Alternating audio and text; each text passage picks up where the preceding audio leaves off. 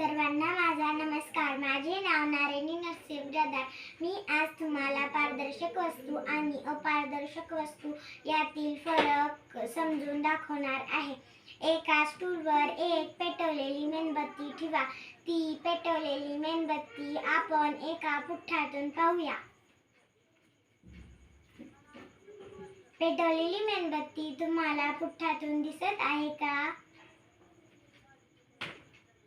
आता हीच मेणबत्ती आपण एका काचेच्या आरशातून पाहूया.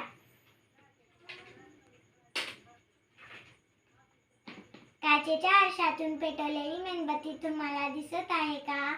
यावरून मला हे सांगायचे आहे की पुठ्ठ्यातून जेव्हा मी पेटवलेली मेणबत्ती पाहत होते तेव्हा मेणबत्ती दिसत नव्हती, म्हणून पुठ्ठा हा अपारदर्शक आहे.